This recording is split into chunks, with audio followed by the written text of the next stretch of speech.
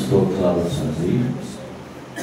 ఈ 2024లో మీరు మాకు చేసిన మేలు కృతజ్ఞత పూర్వకంగా తెలియచేయటానికి మేము వచ్చి ఉండగా మీరు చేసిన వాగ్దానాలు నెరవేర్చే దేవుడు అయినందుకు స్తోత్రం. కొన్ని మాటలు మమ్మల్ని ఎలా కాపాడావో ఆ మాటలు చదివి ప్రార్థించి తదుపరి నూతన సంవత్సరం ఆరాధనలోనికి నూతన సంవత్సరం సందేశంలోకి వెళ్ళడానికి కూడా సహాయం చేయండి. కృతజ్ఞత కలిగి కొన్ని మాటలు మేము ఇప్పుడు చదివి నేర్చుకోవడానికి సహాయం చేయమని యేసు నామములో ప్రార్థిస్తున్నాము తండ్రి, ఆమేన్. ఈ మాటలే దాకా నేను పంచుకున్నాను. మరొకసారి మీకు జ్ఞాపకం చేస్తాను. దేవుడు నిజంగా మనల్ని కాపాడాడు. 5 రకాలుగా ప్రభు మనల్ని కాపాడాడు. హల్లెలూయా కదా.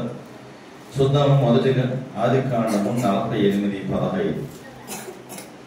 ఆదికాండము ఒక్కొక్కరు ఒక్కొక్క మాట చదవండి. ఒక్కొక్కరు ఒక్కొక్క మాట. 48:15. అతడు యోసేపును దీవించి, నా పితరులైన అబ్రహాము ఇస్సాకు ఎవని ఎదుట నడుచుచుంటిరో ఆ దేవుడు నేను పుట్టినది మొదలుకొని నేటి వరకు ఎవడు నన్ను పోషించునో ఆ దేవుడు. హల్లెలూయా. ఎవరైనా దేవుడు మనం నిజంగా పోషించాడా లేదా? మనల్ని, మన పిల్లల్ని. చాలా మందికి ఆహారం లేదు. మన దేశంలో 140 కోట్ల పైబడి ఉన్నాం. 30 కోట్ల మందికి ఆహారం సరైన ఆహారం లేదు. హల్లెలూయా. కానీ దేవుడు మనకి పోషించాడు. యోసేపును పోషించిన దేవుడు నిన్ను నన్ను కూడా పోషిస్తాడు. నాకు ఒక మాట ఉంది, 16 చదువు. అనగా సమస్తమైన కీడులో నుండి నన్ను తప్పించి దూత ఈ పిల్లలను ఆశీర్వదించును గాకని నా పేరు అబ్రహాము ఇస్సాకు అని నా పితరుల పేర్లు వారికి పెట్టుదురు గాక, భూమి మీద వారు బహుగా విస్తరించుదురు గాకని చెప్పాను. హల్లెలూయా. ఈ సంవత్సరం కదా మన పిల్లలు చక్కగా పాటలు పాడింది. ఈ సంవత్సరమే కదా మనం చక్కగా మనం పాటలు వింది. ఈ సంవత్సరం కదా మనం చక్కగా డ్యాన్స్ వేసింది. ఈ సంవత్సరం కదా మనం ఎక్కువగా సంతోషించింది. ఒకసారి అల్లు చెప్దాం. హల్లెలూయా. గుర్తుపెట్టుకోండి. కాబట్టి దేవుడు మనల్ని మాత్రమే కాదు, మన పిల్లలను కూడా ఏం చేస్తున్నాడు? పోషిస్తున్నాడు, ఆశీర్వదిస్తున్నాడు, కాపాడుతున్నాడు, కృప చూపుతున్నాడు, నడిపిస్తున్నాడు. అందుకని మన పిల్లలకు కూడా మనం కృతజ్ఞత స్తుతులు చెల్లించడం నేర్పించాలి. హల్లెలూయా. ఎందుకంటే మనల్ని పోషించే దేవుడు కదా.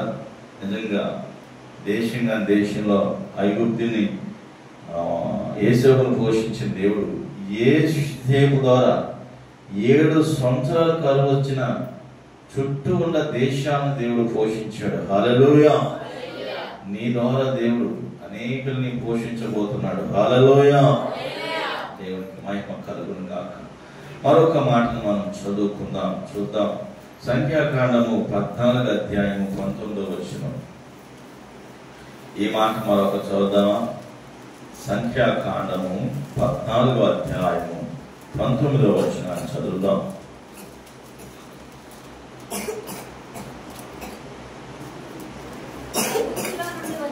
ఐగుప్తులో వచ్చినది మొదలుకొని ఇది వరకు నీవు ఈ ప్రజలకును పరిహరించుచున్నట్టు నీ కృపాతిశయమును బట్టి ఈ ప్రజల దోషము దయచేసి క్షమించమని యెహోవాతో చెప్పగా, యెహోవా నీ మాట చొప్పున నేను క్షమించి ఉన్నాను. హల్లెలూయా. ఏంటంట? దేవుడు మన పాపాలను, మన దోషాలను, మన అతిక్రమాలను, మన అవినీతిను, అశ్రద్ధను మనం దేవుడు క్షమించాడు. హల్లెలూయా. క్షమించబడ్డాము కనుకే మరో సంవత్సరం కోసం కనిపెట్టుకొని ఎదురు చూడటానికి సిద్ధపడి ప్రభు సన్నిధికి వచ్చాం. దేవునికి మహిమ కలుగును గాక. దేవునికి మహిమ కలుగును గాక. హల్లెలూయా. దేవుడు మన పాపములను క్షమించే దేవుడై ఉన్నాడు. మనల్ని కదా పోషించే దేవుడై ఉన్నాడు. ఈరోజు పాపాలు క్షమించబడాలని ప్రజలు పరుగులు తీస్తున్నారు కదా, ప్రాంతాల వారిగా కదా. చాలా ప్రాంతాలకి, చాలా కొండలకి, చాలా గుట్టలకి, చాలా మూఢనమ్మకాలు పెట్టుకొని ఎక్కడికి వెళ్తే పోతే పాపాలు పోగొట్టే శనీశ్వరుడికి దగ్గరికి పోతున్నారు కదా. రకరకాల ప్రజలు రకరకాల ప్రాంతాలకి తిరిగి తీర్థయాత్రలు చేస్తున్నారు పాపాలు బాగొట్టుకోవడానికి. కానీ పాపాలు క్షమించడానికి మనిషి కుమారునికి భూమి మీద అధికారము కలదు. హల్లెలూయా. యేసు రక్తము ప్రతి పాపము నుండి మనం పవిత్రులుగా అతి పాపం నుండి దేవుడు మనల్ని పవిత్రపరిచినందుకు దేవుడిని మనం స్తుతించవలసిన వారమై ఉన్నాం. మరొక మాటను మనం జ్ఞాపకం చేసుకుందాం. చూద్దామా? యెహోషువ గ్రంథంలో ఉంది 14:11 యెహోషువ గ్రంథము. మరొకరు చదువుదామా? 14:11 అండి.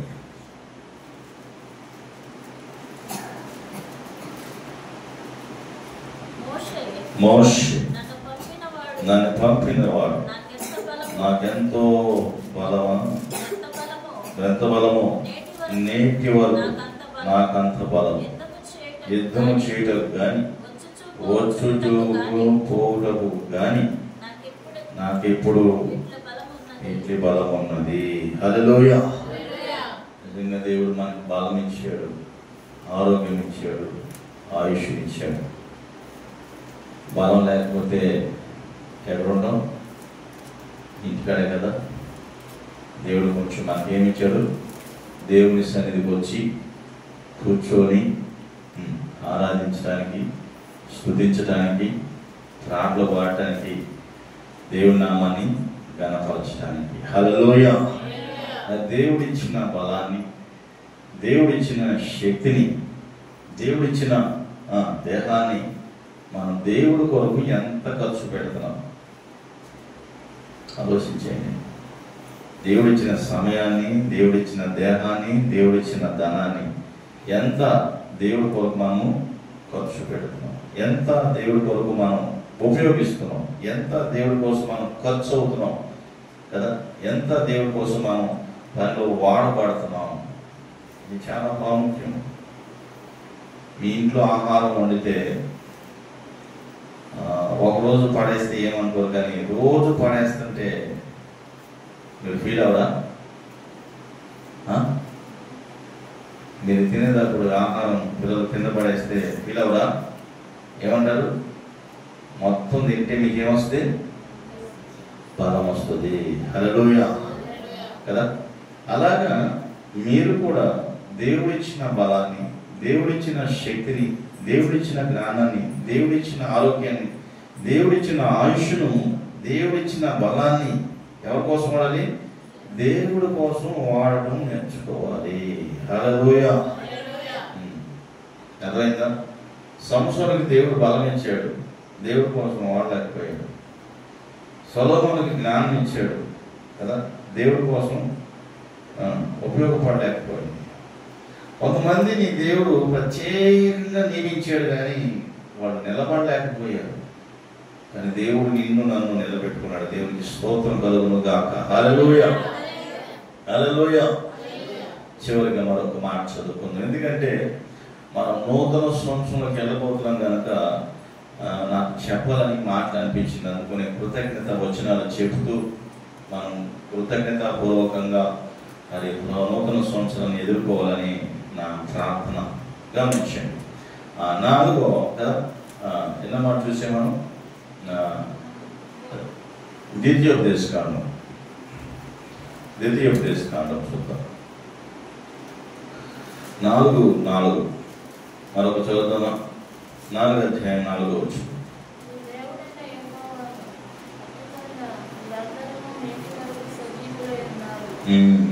హల్లెలూయా.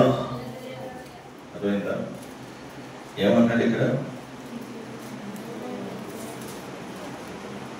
మీ దేవుడని యెహోవాను హత్తుకుని మీరందరూ నేటికి సజీవులు కదా. ఎట్లా హత్తుకున్నారంట?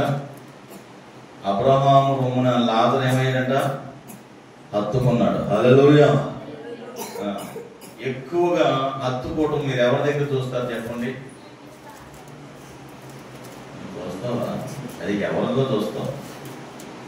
నువ్వు కూడా కోతు కాబట్టి కుదురుండవు కదా, అనుకుని చూస్తాను. హల్లెలూయా. విందాం. ఎక్కువగా తల్లిని హత్తుకునే ఒక జంతువు ఉంటుంది. ఏంటది? ఒకటే కాదు, 2, 3 ఉంటాయి. అందులో మీరు చెప్పండి. నేనేం చెప్పింది నీ పక్కన ఉందని. హల్లెలూయా. ఆ కోతి కూడా కుదురుకుండదు, తిరుగుతానే ఉంటుంది కదా, గమనించండి. హల్లెలూయా. కోతి ఏం చేస్తుంది? తల్లిని హత్తుకునే ఉంటుంది. ఈ కోతి అయితే తల్లి దగ్గర పోదు, అన్నింటి దగ్గర పోదు. ఓకే, మంచి కోతి. హల్లెలూయా. ఆశ్చర్యం ఏంటి? తెల్ల కోతి. హల్లెలూయా. ఇంకోటి ఉంటుంది జంతువు, కంగారు. ఎంతసేపు తన అమ్మ దగ్గరే కదా. మనుషులు ఎవరు గట్టిగా హత్తుకుంటారు? నీకు ఇష్టమని చెప్తున్నావు నాయన. హల్లెలూయా. నీ శైలికి తగ్గట్టు చెప్పు, మంచిది. ఆలోచించే. చిన్నపిల్లలు ఏం చేస్తారు? తల్లిని గట్టిగా హత్తుకుంటారు. ఈ చలికాలం అయితే మరీ హత్తుకుంటారు. హల్లెలూయా. గమనించండి. కాబట్టి దేవుడంట మనమంతా ఇశ్రాయేలు ప్రజలు అయిన మనము మీరు మీ దేవుడని యెహోవాను హత్తుకుని మీరందరూ నేటి వరకు ఏమైనారు? సజీవులైనారు. అర్థమైందా? అందుకనే మీ దేహముతో దేవుణ్ణి మహిమపరచండి. దేవుడు మీకు ఇచ్చిన దేవుని ఆలయం. మన దేహంతో ఏం చేయాలి? దేవుణ్ణి మహిమపరచాలి. అర్థమైందా? మహిమపరచాలి, లేకపోతే ఆరాధించాలి, లేకపోతే స్తుతించాలి, గణపరచాలి. గమనించండి దేవుడు బిడ్డారా, దేవుణ్ణి హత్తుకొని ఆరాధించింది ఒకే ఒకరు బైబుల్లో. ఎవరు చెప్పండి? మీ అన్ని పేరు చెప్పండి. దావీదు. దావీదుకి ఏమంటా పేరు పెట్టామో? అసలు మందిరంలోకి రాడు దావీదు. హల్లెలూయా. మంచి దావీదు. దావీదు హృదయానుసారుడు అంట. దేవుణ్ణి హత్తుకుని ఆరాధన చేశాడు దావీదు. హల్లెలూయా. కాబట్టి దేవుడు బిడ్డలారా, మన ఆరాధన కూడా దేవుణ్ణి ఎలా ఉండాలి తెలుసా? హత్తుకునేదిగా ఉండాలి. హల్లెలూయా. అలా లీనమై పాడాలి. కొంతమంది ఆరాధించేటప్పుడు కూడా కళ్ళు తెరిచి చూస్తుంటారు, ఏం జరుగుతుందో అని. నేను అనుకుంటాను అటువంటి టైంలో ఏమవ్వాలి? నీ కళ్ళు అతుక్కుపోవాలి. ఏమైపోవాలి? ఎవరిని ఆరాధిస్తుంటే కొంతమంది దగ్గరికి వెళ్ళి చూస్తుంటారు, ఏం చెప్తుంటారు. టక్కన మీ కళ్ళు అతుక్కుపోయి అనుకో, ఇంక ఎప్పుడు కళ్ళు తెరవద్దు అని చెప్పాల్సిన పనే పాస్టర్ గారికి. ఆరాధించేటప్పుడు కళ్ళు మూసుకొని దేవుని ఏం చేయాలి? మనము ఆరాధించాలి, లీనమై కదా కదా. అలా నేర్చుకోవాలి. హల్లెలూయా. ఈ మధ్యన జాన్వేస్ జాన్ గారు చెప్పాడు, కొంతమంది ఆరాధించేటప్పుడు అంటారంట, కొంతమంది ఎంత కొంతమంది చర్చిని ఎప్పుడు చూడట్లుంటారు. అదో టైపు. కొంతమంది ఆరాధించడం కొంతమందికి చేత కాదు, ఆరాధించేవారితో కూడా కలిసి ఆరాధించలేదు. దేవుడిని హత్తుకునే టైం ఏదంటే దేవుడిని నువ్వు ఆరాధించే సమయం ఒకటే. హల్లెలూయా. నిజం. అందరూ కళ్ళు మూసుకున్నప్పుడు మాత్రం దెయ్యంలా కళ్ళు తీసుకుని ఉంటాం. ఏం చేస్తామో తెలియదు నాకు. ఒకవేళ పాట చూసి పాడేవా సంతోషం, కనీసం రెండోసారి కూడా కలిసి పాడలేకపోతున్నాం అంటే ఆలోచించేయండి. ఈ రోజున హెచ్చరించే సేవకులు, గద్దించే సేవకులు, ఖండించే సేవకులు లేరు. సేవకులు ఏమైపోయారంటే, నువ్వు ఆశీర్వదించబడదు కాక, నువ్వు ఫలించదు గాక, నువ్వు అభివృద్ధి చెందుదు గాక కదా. అన్ని దేవుని మీద దేవుడు కుమ్మరించుకుని పోతుంది తప్ప బాబు నువ్వు సరిగ్గా ఆయన అని చెప్పాడు ఎవడు లేడు. హల్లెలూయా. ఇచ్చింది. నువ్వు ఎలా ఉండాలి తెలుసా? దేవుడిని హత్తుకోవాలి. నువ్వు దేవుడిని హత్తుకున్నావు అనుకో, బతుకుతామా చచ్చిపోతామా? చెప్పట్లేదు. మీరు ఏమేంటంటే వాడు సజీవులై ఉన్నారు. ఇప్పుడు మనం అందరం హత్తుకోమంటే ఏం చేస్తున్నాం? దేవుడిని సజీవులై దేవుడిని ఆరాధిస్తున్నాం. హల్లెలూయా అంటాం కదా. సజీవుడవైనా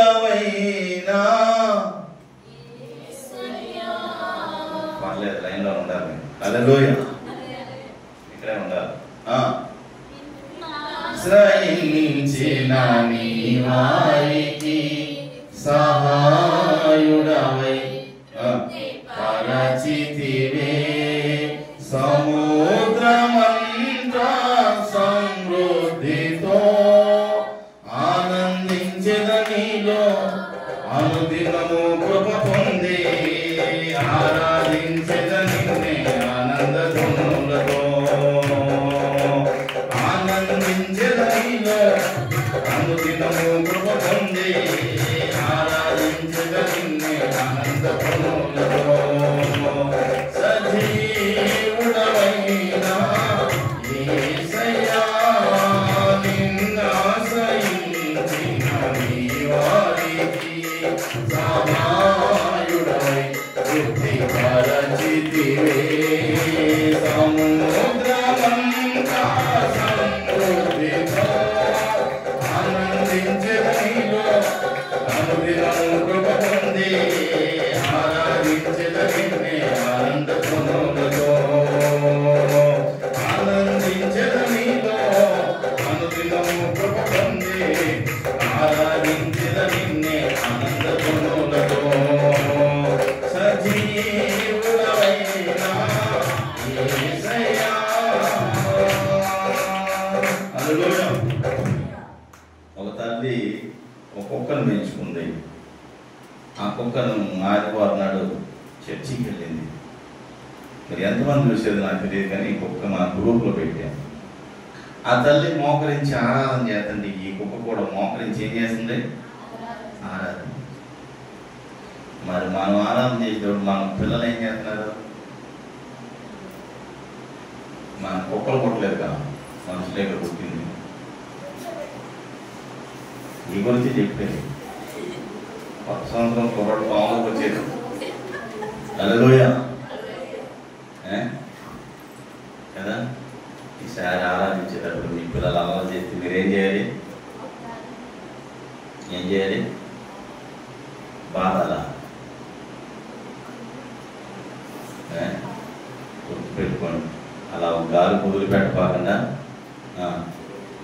వాళ్ళతో కూడా ఏం చేయించాలి? ఆరాధన చేయించండి. హల్లెలూయా. ఇప్పుడు ఆరాధన చేయించేవనుకో, సమయంలో దావీలో ఒక దేనానో ఇంకా ఒక దేవరానో ఎవరో ఒకరు వస్తారు. హల్లెలూయా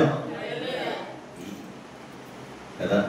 దేవునికి స్తోత్రం. నేనేమన్నానంటే ఇప్పుడు కంట్రోల్ చేయకపోతే, ఇంకా బాలుడు నడవలసిన త్రోవ నేరపోతే, అది పెద్ద ఎదిగిపోతే ఇంకా ఆడి మాటను వెంటనే హల్లెలూయా ఈ మాట్లాడి ఎండో. ఓకే, ఇంకొక మాట చదువుకుందామా? చూద్దాం. చదువున్నామా? ఇందాక మడి చదువుతున్నాం. ఒక్కరన్నా మా కూడా చదువుతారు. చదవండి, ఇదన్నా చదవండి. ఎందుకంటే తిరిగి తిరిగి కలిసిపోయే వీడియో కాబట్టి చదవండి. 2వ దినవృత్తాంతాలు 32:22. 2వ దినవృత్తాంతాలు 32:22 ఉందా? సౌలా సహోదరుల చదవండి.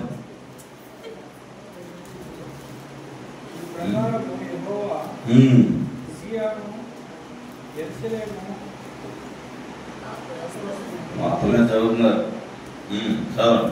ఈ ప్రకారం యెహోవా హిజ్కియాను యెరూషలేములో కాపురస్తులను అష్షూరు రాజైన సన్హెరీబు చేతిలో నుండి, అందరి చేతిలో నుండి రక్షించి అన్ని వైపులా కాపాడుచుండెను మా జాషువాని. హల్లెలూయా.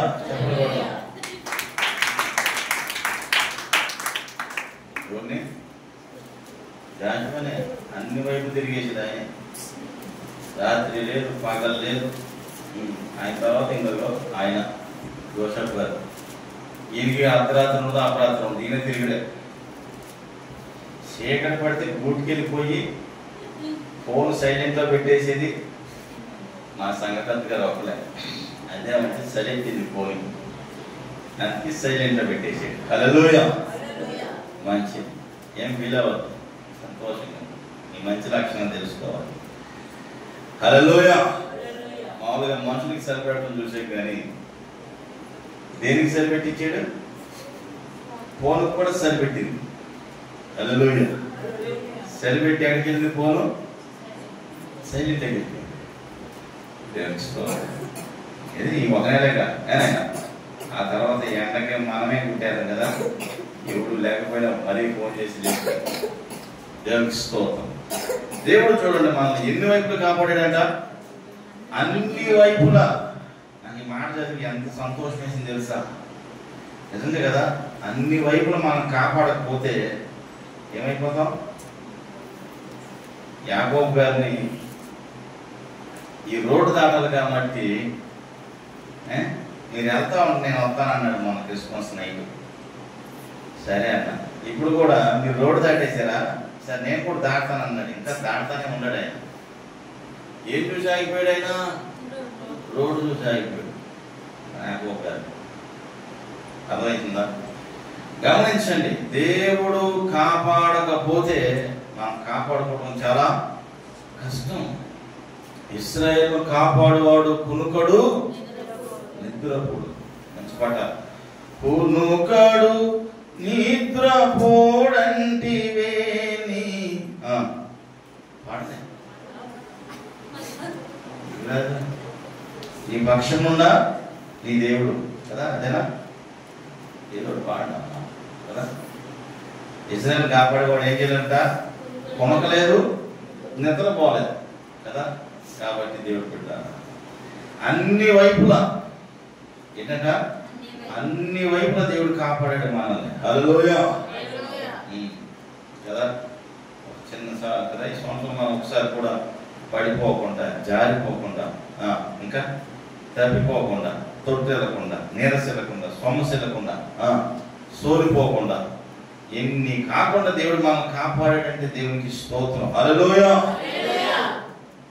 ఈ సంవత్సరంలో నేను హాస్పిటల్కి వెళ్ళలేదన్న వాళ్ళు ఒకసారి చేయాలండి.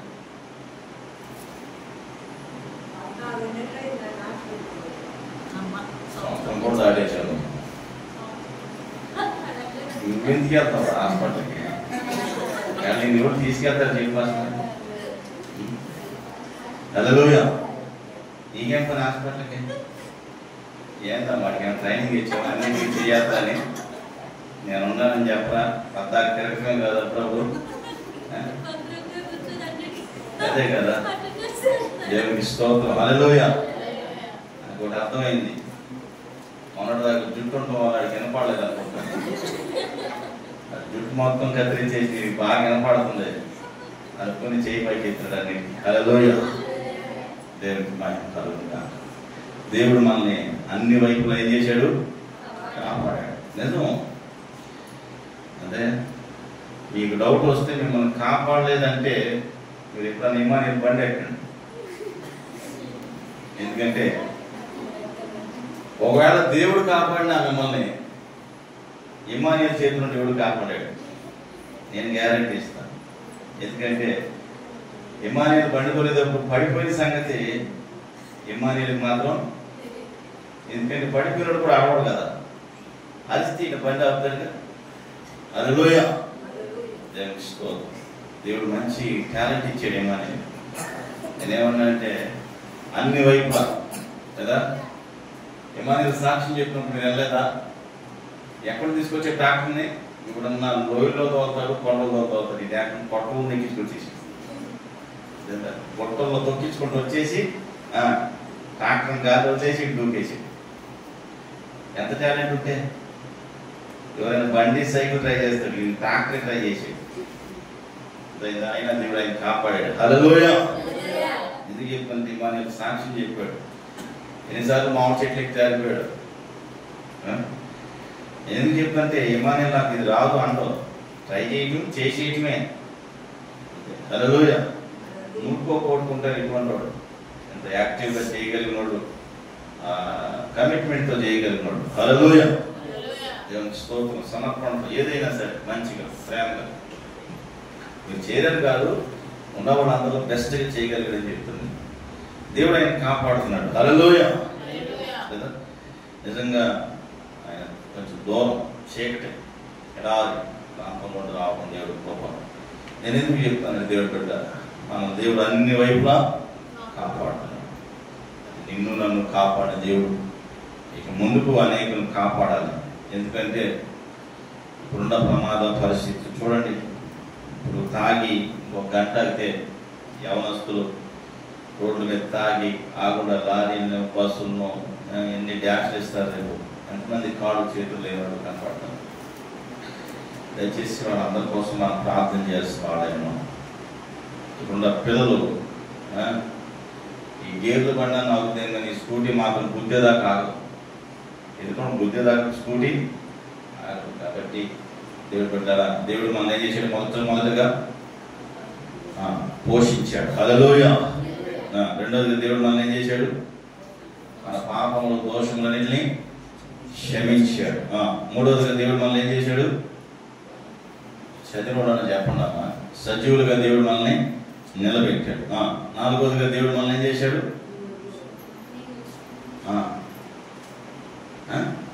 చెప్పండి. మీకెవరికి దేవుడు బలం లేదా, బూస్ట్ సీక్రెట్ అమ్మా, ఎనర్జీని తాగండి. నాలుగోది ఏమి ఇచ్చాడు దేవుడు, బలం ఇచ్చాడు. ఐదోది అన్ని విషయాల్లో దేవుడు మనల్ని ఏం చేశాడు, కాపాడాడు. హల్లెలూయా. ఈ విధంగా మనం కాపాడబడ్డాం కనుకనే ఈరోజు మనం ఇక్కడ నేను నిలబడ్డాను, మీరు అక్కడ కూర్చొని వింటున్నాం. రాబోయే కాలం కూడా దేవుడు మరింతగా మనం దీవించినట్లు ఆశీర్వదించినట్లు చిన్న ప్రార్థన చేసుకుందాం. కళ్ళు మూసుకుందాం. పరిశుద్ధుడు అయిన మా ప్రియ ప్రభువా, మేము కాపాడబడ్డామంటే నీ ప్రభావ, మేము ఇలాగూ పోషించబడ్డామంటే నీ దయ, ఇలాగూ మేము ఉన్నామంటే మా పాపను క్షమించిన వాడవు నీవు, ఇలాగ మేము ఉన్నామంటే సజ్జులుగా నిలబెట్టిన వాడవు నీవు, ఇలాగ మేము నిలబడి వాక్యం చెప్తామంటే శక్తినిచ్చిన వాడవు నీవు, ఇలా క్షేమంగా ఉన్నామంటే అన్ని వైపులా మమ్మల్ని కాపాడిన దేవుడవు నీవు. నువ్వు కాపాడావు కాబట్టి నీ సాక్ష్యాన్ని మేము పంచుకుంటున్నాం, నీ మాటలు మేము పంచుకుంటున్నాం. కనుక ఈ మాటలు మా హృదయంలో నీరు కట్టి ఫలింపు దయచేసి మీ నామానికి మహిమ తెచ్చుకోవాలి. యేసుక్రీస్తు పేరిట ప్రార్థన చేస్తున్నాము తండ్రి. ఆమేన్. ఆమేన్. ఓకే, దయచేసి కాపీ